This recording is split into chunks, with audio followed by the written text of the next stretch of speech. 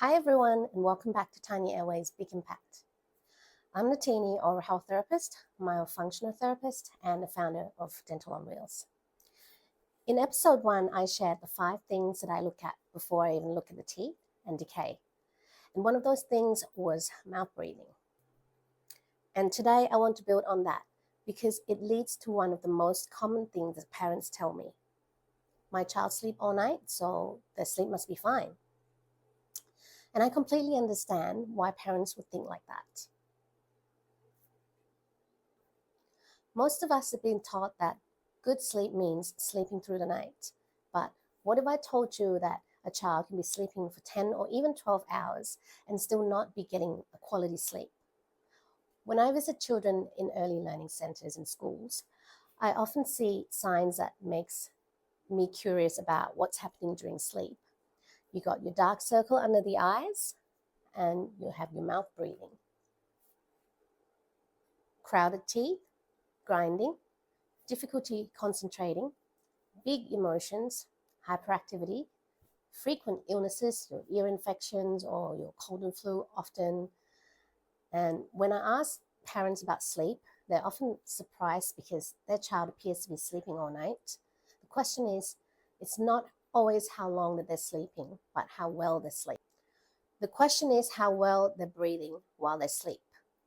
Our bodies are designed to breathe through the nose. The nose filters warm and humidified air.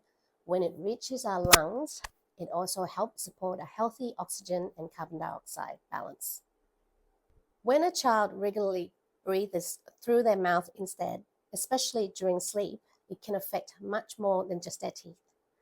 A child who snores, sleeps with their mouth open, tossing and turning, kicking around, sweating, grinds their teeth, sleep in an unusual position, or wake up tired may not be getting a quality sleep that growing brain and body needs. One thing that surprises many parents is that children don't always look tired when they're not sleeping well. Sometimes they look completely opposite. They can appear hyperactive, impulsive, emotional, constantly on the go, or struggle to focus.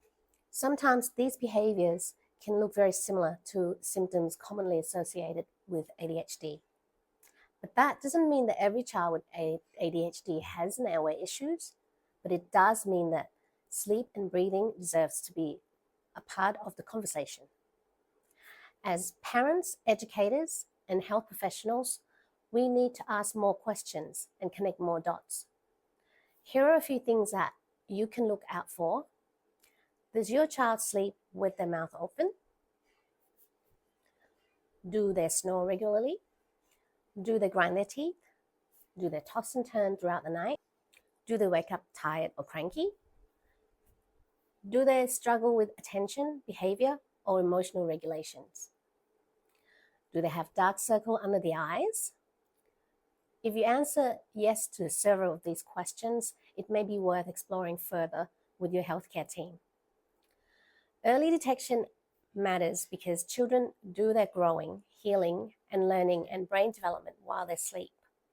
The sooner we identify the barriers to the healthy breathing and quality sleep, the sooner we can support them. Thank you for joining me for another episode of Tiny Airways Big Impact.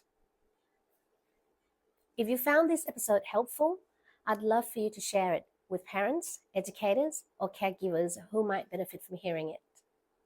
And if you're wondering whether your child's breathing, sleep, or oral development could be impacting their health, you can learn more through Dental on Wheels or speak with your child healthcare team.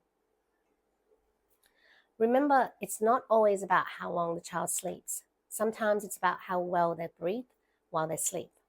Until next time, keep looking beyond the teeth and supporting the whole child because Tiny Airways can have a big impact. And the earlier we spot the signs, the more opportunities we have to help our children thrive.